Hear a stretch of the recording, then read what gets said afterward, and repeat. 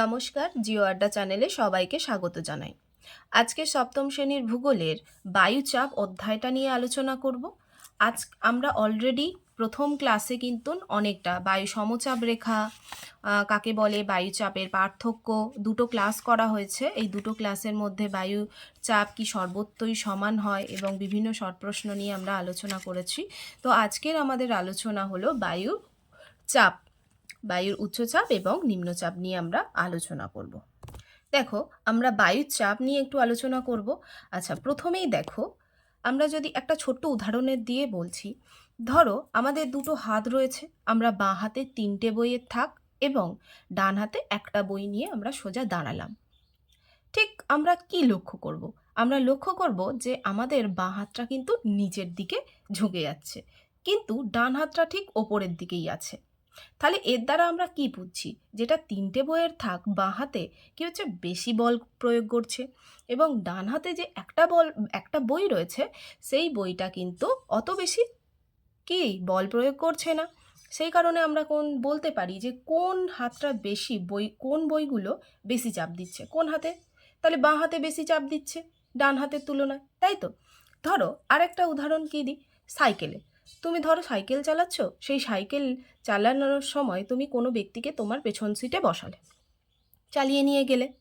যখনই সেই ব্যক্তি চলে গেল বা নেমে গেল, তারপরে তুমি আবার সাইকেলটা যখন রান করছো, তখন লক্ষ্য করবে তোমার সাইকেলটা আগের থেকে অনেক বেশি হালকা হয়ে গেছে। আগে কিন্তু ভারী ছিল, ঠিক আছে, কারণ মানুষের চাপটা ছিল, কিন্তু সেই মানুষটা নেমে যাওয়ার কারণে সেই চাপটা অনেক কমে গেছে। তাহলে আমরা চাপ বলতে একটু সাধারণ ধারণা দিয়ে এই উদাহরণের সাহায্যে বুঝতে পাচ্ছি যে চাপটা কি। তাহলে বায়ুর চাপ কি? বায়ু কিন্তু এইভাবেই চাপ দেয়, কিন্তু আমরা দেখতে পাই না, বায়ুকে আমরা অনুভব করি, তাই না? এই বায়ু কিন্তু একটা একক ক্ষেত্রফলযুক্ত স্থানে কিন্তু নির্দিষ্ট ওজন সমৃদ্ধ বায়ু কি হয়, যে বল প্রয়োগ করছে তাকেই আমরা বায়ুর চাপ বলছি। তাহলে বায়ুর চাপ বলতে গেলে আমরা কি বোঝাবো? যে পৃথিবী পৃষ্ঠে কোনো একক ক্ষেত্রফলযুক্ত স্থানে নির্দিষ্ট ওজন সমৃদ্ধ বায়ু যে পরিমাণ বল প্রয়োগ করে তাকেই ওই স্থানের বায়ুর চাপ বলি। দেখো, তাহলে বায়ুর চাপ কয় ধরনের? বায়ুর চাপ কিন্তু 2 ধরনের হয়ে থাকে। একটা বায়ুর উচ্চচাপ এবং দ্বিতীয় হলো তোমার বায়ুর নিম্নচাপ। তাহলে ভূপৃষ্ঠের কোন স্থানে আমাদের নিম্নচাপ সৃষ্টি হবে? দেখো, একদম সোজাভাবে বলছি, একদম তোমরা মনোযোগ সহকারে শোনো, তোমরা পারবে, কিচ্ছু কঠিন নয়, একদম সোজা। দেখো, ভূপৃষ্ঠের কোনো স্থানে বায়ুর যদি উষ্ণতা বেড়ে যায়, সেই বায়ু কি হবে? হালকা হবে। তাই প্রথম শর্ত কি? বায়ু উষ্ণ হবে ও হালকা হবে। আর কি? বায়ুতে জলীয় বাষ্পের পরিমাণ বেশি থাকবে। বোঝা গেল? আচ্ছা, পৃথিবীর আবর্তন বেগ বেশি হবে। বোঝা গেল? সেইখানে কিন্তু বায়ুর নিম্নচাপ সৃষ্টি হবে। তাহলে উচ্চচাপ কোথায় সৃষ্টি হবে? দেখো, উচ্চচাপ সৃষ্টি হবে যেখানে বায়ু এর ঠিক উল্টোটা, এর বিপরীতটা, বায়ু শীতল হবে ও ভারী হবে। যে বায়ু, মনে রাখবে, যে বায়ু খুব শীতল সে কিন্তু ভারী হয়, আর উষ্ণ বায়ু কি হবে? হালকা হবে। আচ্ছা, উচ্চচাপে কি হচ্ছে? তাহলে বায়ু শীতল ও ভারী হবে এবং জলীয় বাষ্প কম হবে, আর পৃথিবীর আবর্তন বেগও কম হবে। তাহলে আমরা বুঝতে পারছি উচ্চচাপ কোন কোন স্থানে সৃষ্টি হবে। আচ্ছা, বায়ু শীতল হবে ও ভারী হবে, এগুলো আমরা বললাম। আচ্ছা, আর নিম্নচাপ দেখেছো, উচ্চচাপ এবং নিম্নচাপ একে অপরের কিন্তু বিপরীতমুখী। বোঝা গেছে? যেখানে তোমার নিম্নচাপ সৃষ্টি হবে সেখানে কিন্তু উচ্চচাপ সৃষ্টি হবে না, আর যেখানে উচ্চচাপ সৃষ্টি হবে সেখানে কিন্তু নিম্নচাপ সৃষ্টি হতে পারে না। তোমরা মনে রাখবে, নিম্নচাপ মানে সেখানে বায়ু একদম হালকা হবে, হালকা হবে, ওপরের দিকে উঠতে থাকবে। আর উচ্চচাপ মানে ভারী হবে। উচ্চ মানে উঁচু, মানে সেখানে ভারী হচ্ছে, আর নিম্ন মানে নিচু, সেখানে হালকা হচ্ছে। নিম্ন মানে নিচের দিকে নয়, ওপরের দিকে উঠছে, আর উচ্চ মানে কি ভারী, নিচের দিকে যাচ্ছে। এইভাবে তোমরা মনে রাখবে, তাহলে বিষয়টা একদমই তোমাদের কাছে সোজা হয়ে যাবে। দেখো, আরেকটা বিষয় আমাদের মনে রাখতে হবে, যেখানে নিম্নচাপ সৃষ্টি হবে সেখানে কিন্তু ঝড় বৃষ্টি বেশি হবে। কেন?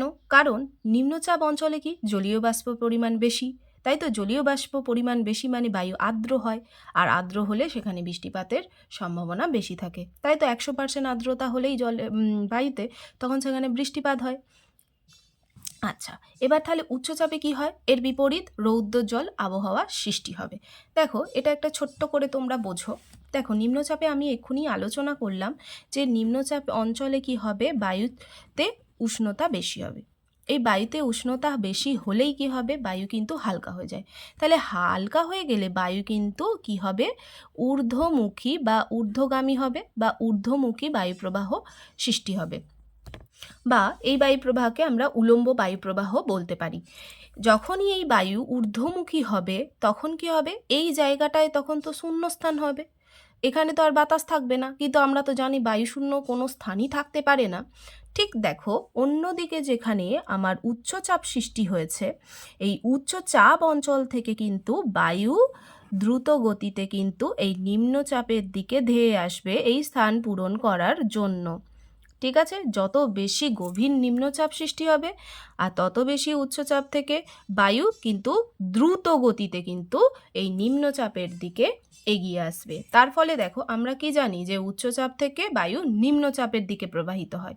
এই উচ্চচাপ থেকে নিম্নচাপের দিকে বায়ু প্রবাহিত হলেই তাকে আমরা কি বলতে পারি সাধারণ ভাষায়? বায়ু প্রবাহ।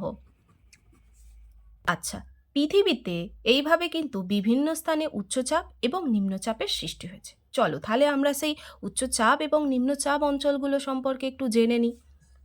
দেখো নিরক্ষরেখা কি করেছে? আমাদের পৃথিবীকে সমান দুই ভাগে ভাগ করেছে।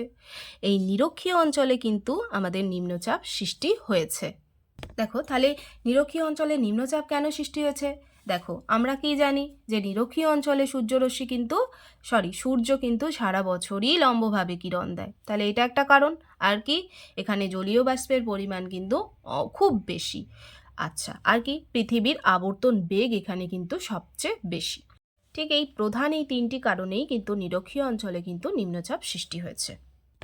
দেখো নিরক্ষীয় নিম্নচাপ অঞ্চলের বিপরীতে উত্তরে এবং দক্ষিণে দুটি কিন্তু নিম্নচাপ বলয়ের সৃষ্টি হয়েছে।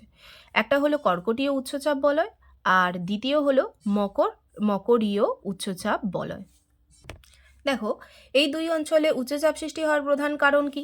এখানে সূর্য কি হয়? সূর্যরশ্মি তির্যকভাবে পড়ে। আর কি? বায়ু এই আশেপাশের বায়ুর তুলনায় বায়ু কি হয়? অনেক শীতল হয়।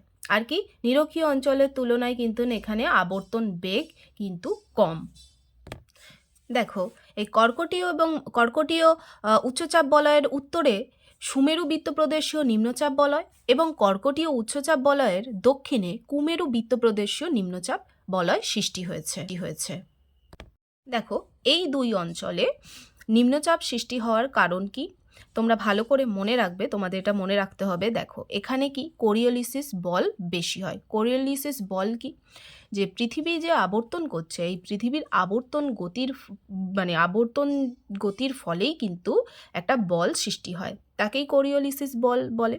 যেমন আমরা সংজ্ঞা হিসেবে কি বলতে পারি? পৃথিবীর আবর্তনজনিত ঘূর্ণনের প্রভাবে ভূপৃষ্ঠস্থ যে কোনো স্বচ্ছন্দ গতিশীল বস্তুর ওপর এক ধরনের বল কাজ করে, যা উক্ত বস্তুর দিক বিক্ষেপ ঘটায়। একেই আমরা কোরিওলিসিস বল বলি। এর ফলে কি হয়? বায়ু প্রবাহ, সমুদ্র স্রোত এগুলো কি হয়? বিক্ষেপ ঘটে। আচ্ছা, নেক্সট আরেকটা পয়েন্ট কি? উষ্ণ সমুদ্র স্রোত।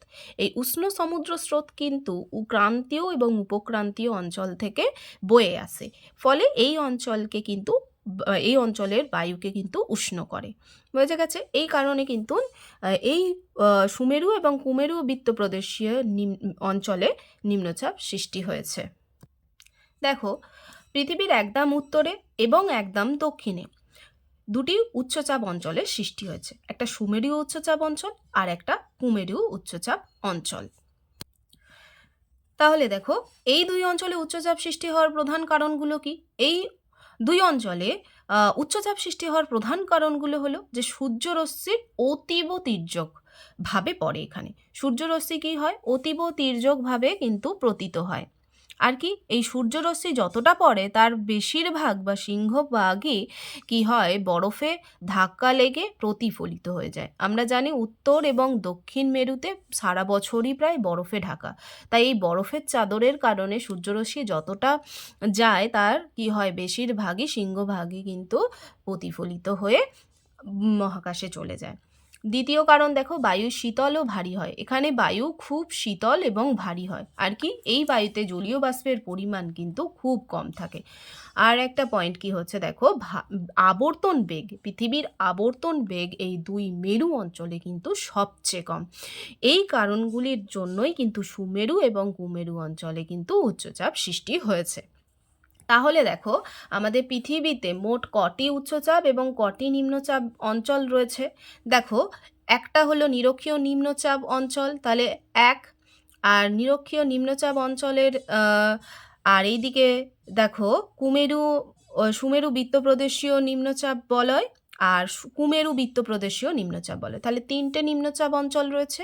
আর উচ্চচাপ রয়েছে 4টে। দেখো, কর্কটীয় উচ্চচাপ বলয়, মকরীয় উচ্চচাপ বলয়, আর সুমেরু উচ্চচাপ বলয় এবং কুমেরু উচ্চচাপ বলয়। দেখো তোমরা কেমন করে সোজা করে মনে রাখবে। দেখো, নিম্নচাপের বিপরীতে উচ্চচাপ, আবার উচ্চচাপের বিপরীতে নিম্নচাপ, আর নিম্নচাপের বিপরীতে রয়েছে উচ্চচাপ। দেখো, একটার পর একটা কিন্তু পরিবর্তন হচ্ছে এইভাবে। তাহলে আমরা বলতে পারি যে পৃথিবীতে কটি আমাদের চাপ বলয় রয়েছে। কটি? দেখো, নিরক্ষীয় অঞ্চলের থেকে 3টে, 1 2 3। আর নিরক্ষীয় নিম্নচাপ বলয়ের দক্ষিণে রয়েছে 1 2 3। দেখো, 3 3 6, আর নিরক্ষীয় নিম্নচাপ বলয়কে নিলে 7। মোট 7টি চাপ বলয় রয়েছে পৃথিবীতে। দেখো, বায়ুর চাপ বলয় সম্পর্কে আলোচনা করো। দেখো, পৃথিবী পৃষ্ঠের ওপর নির্দিষ্ট দূরত্বে সমধর্মী বায়ুস্তর অনুভূমিকভাবে প্রায় 1000 কিলোমিটার জুড়ে পুরো পৃথিবীকে কয়েকটি বলয়ের আকারে বেষ্টন করে আছে। একেই বায়ুর চাপ বলয় বলে। তাহলে সৃষ্টির কারণগুলো দেখো, আমরা আলাদা করে তো ডিসকাস করলাম, কারণ প্রত্যেকটার কারণ তো একই নয়। দেখো, এটা সাধারণ আমি লিখে দিয়েছি, আবর্তন গতি বা আবর্তন বেগ বলবে, গতি বলবে না। আবর্তন বেগ, সূর্যরশ্মির পতন কোণ, জলীয় বাষ্পের পরিমাণ, সমুদ্র স্রোত, কোরিওলিসিস বল ইত্যাদি। অবস্থান, বিভিন্ন অক্ষাংশের পূর্ব পশ্চিমে বিস্তৃত। চাপ বলয়গুলো কি? আমরা এক্ষুনি বললাম 7টি চাপ বলয় রয়েছে। কি কি চাপ বলয়গুলো একদম এক নজরে আমরা দেখে নিই। দেখো, নিরক্ষীয় নিম্নচাপ বলয়, কর্কটীয় উচ্চচাপ বলয়, মকরীয় উচ্চচাপ বলয়, সুমেরু বৃত্তপ্রদেশীয় নিম্নচাপ বলয়, কুমেরু বৃত্তপ্রদেশীয় নিম্নচাপ বলয়, সুমেরু উচ্চচাপ বলয়, আর কুমের উচ্চচাপ বলয়। বোঝা গেল? দেখো, এই ছবিটা দেখলে ভালোভাবে তোমরা পরিষ্কার বুঝতে পারবে। ছবিটা একটু বড় করে এঁকে দিয়েছি। নিচে অবশ্যই লিখবে পৃথিবীর চাপ বলয়। বায়ুর উচ্চচাপ অঞ্চল কাকে বলে? যেসব স্থানে বায়ুর চাপ আশেপাশের বায়ুর চাপের থেকে বেশি তাকে উচ্চচাপ অঞ্চল বলে। সমচাপ রেখা মানচিত্রে উচ্চচাপ বোঝাতে এইচ লেখা হয়। আগের ভিডিওগুলো দেখলে তোমাদের এই বিষয়গুলো পুরো পরিষ্কার হয়ে যাবে। অবশ্যই আগের ভিডিওগুলো দেখবে। আচ্ছা, নিম্ন চাপ অঞ্চল কাকে বলে? দেখো, যেসব স্থানে বায়ুর চাপ আশেপাশের থেকে কম তাকে নিম্নচাপ অঞ্চল বলে। আচ্ছা, সমচাপ রেখা মানচিত্রে নিম্নচাপ বোঝাতে এল লেখা হয়। দেখো, এই ম্যাপটা দেখো, তোমাদের বইয়েই আছে, দেখেছো? এইচ বোঝায়, এটা একটা সমচাপ মানচিত্র। দেখো, এইচ মানে এখানে আমরা বুঝবো এখানে উচ্চচাপ সৃষ্টি হয়েছে, আর এখানে এল লেখা আছে, এল লেখা মানে এখানে নিম্নচাপ সৃষ্টি হয়েছে। আচ্ছা, নেক্সট প্রশ্ন দেখো, উচ্চচাপ ও নিম্নচাপের মধ্যে পার্থক্য লেখো। দেখো, বিষয় সংজ্ঞা। 1 নম্বর সংজ্ঞা, কোনো নির্দিষ্ট অঞ্চলে নির্দিষ্ট আয়তনের বায়ুচাপ আশেপাশের অঞ্চলে বায়ুচাপ অপেক্ষা বেশি হলে তাকে বায়ুর উচ্চচাপ বলে।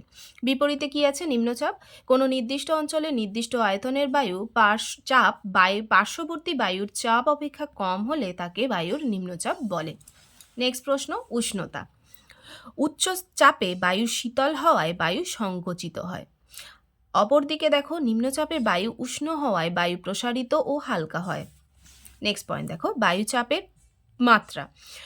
বায়ু চাপের মাত্রা 1013 মিলিবার বা তারও বেশি হলে উচ্চচাপ হয়। অপরদিকে বায়ুচাপের মাত্রা 986 মিলিবার বা তার কম হলে নিম্নচাপ হয়। দেখো, নেক্সট জলীয় বাষ্প। বায়ুতে জলীয় বাষ্প কম থাকে, অপরদিকে নিম্নচাপ অঞ্চলে বায়ুতে জলীয় বাষ্প বেশি হয়। আবহাওয়া দেখো, উচ্চচাপ অঞ্চলে সাধারণত মেঘ বৃষ্টি কিছুই হয় না, পরিষ্কার ও শান্ত আবহাওয়া বিরাজ করে। আর এই অঞ্চলে কি হয়? মেঘ, বৃষ্টি, ঝড়, অশান্ত আবহাওয়া দেখা যায়। দেখো, নেক্সট পয়েন্ট, অবস্থান। উচ্চ অক্ষাংশে বিশেষত 2 মেরু অঞ্চলে উচ্চচাপ বিরাজ করে, আর নিম্ন অক্ষাংশে বিশেষত নিরক্ষীয় ও ক্রান্তীয় অঞ্চলে নিম্নচাপের প্রাধান্য দেখা যায়। চলো নেক্সট প্রশ্ন। বায়ু প্রবাহ কাকে বলে? ভূপৃষ্ঠের অনুভূমিক ভাবে উচ্চচাপ অঞ্চল থেকে নিম্নচাপ অঞ্চলের দিকে বায়ু চলাচলকে বায়ু প্রবাহ বলে। এক্ষুনি আমরা বিষয়টা আলোচনা করলাম। আচ্ছা, বায়ু প্রবাহের প্রধান কারণ কি? বায়ু চাপের পার্থক্য। দেখো নেক্সট প্রশ্ন, কিভাবে বায়ু চাপের ভারসাম্য বজায় থাকে? কোনো নির্দিষ্ট স্থানে বায়ু উত্তপ্ত হলে বায়ু হালকা হয়ে বায়ুর উলম্ব প্রবাহ শুরু হয়, ওই স্থানে নিম্নচাপ সৃষ্টি হয়। বায়ুর উলম্ব প্রবাহের ফলে ভূপৃষ্ঠে শূন্যস্থানের সৃষ্টি হয়। ওই শূন্যস্থান পূরণ করবার জন্য পার্শ্ববর্তী অঞ্চলে শীতল বায়ু দ্রুত গতিতে ধেয়ে আসে। এর ফলে বায়ুর সমান্তরাল বা অনুভূমিক প্রবাহ শুরু হয়, অর্থাৎ বায়ুর উচ্চচাপ অঞ্চল থেকে নিম্নচাপ অঞ্চলের দিকে বয়ে আসে। ফলে বায়ু প্রবাহের সৃষ্টি হয় এবং ওই বায়ু প্রবাহের মাধ্যমে পৃথিবীতে উচ্চচাপ ও নিম্নচাপ অঞ্চলের মধ্যে বায়ুচাপের সমতা বা ভারসাম্য বজায় থাকে। দেখো নেক্সট প্রশ্ন, প্রবল গতিসম্পন্ন অর্থাৎ বায়ুর বিধ্বংসী রূপ নিলে তাকে আমরা কি বলি? দেখো তাকে আমরা বিভিন্ন স্থানে কিন্তু বিভিন্ন নামে ডাকি। কেমন? দেখো, চীন সাগরে কি সৃষ্টি হয়? টাইফুন। বঙ্গোপসাগর, আরব সাগর, ভারত মহাসাগরে যে ঘূর্ণিঝড়ের সৃষ্টি হবে তাকে আমরা সাইক্লোন বলি, তাই না? আমাদের এই দিকে যে ঘূর্ণিঝড় হয় আমরা তো সাইক্লোন বলি। আচ্ছা, আমেরিকা যুক্তরাষ্ট্রে যে ঘূর্ণিঝড় সৃষ্টি হচ্ছে তাকে টর্নেডো বলছি। ক্যারিবিয়ান সাগরে যে ঘূর্ণিঝড় সৃষ্টি হচ্ছে তাকে আমরা হ্যারিকেন বলছি। আর জাপানে যে ঘূর্ণিঝড় সৃষ্টি হচ্ছে তাকে আমরা তাইফু বলছি। দেখো আজকে লাস্ট প্রশ্ন, 1 মিলি বা ড্যাশ ইঞ্চি পারস্তম্ভের চাপের সমান? দেখো 0.02953 ইঞ্চি। আচ্ছা, আজকে এই পর্যন্ত। ভিডিওটি ভালো লাগলে অবশ্যই একটা লাইক দিও এবং চ্যানেলটা সাবস্ক্রাইব করো, যাতে তোমাদের পরবর্তী ভিডিওগুলি পেতে কোনো অসুবিধা না হয়। ধন্যবাদ।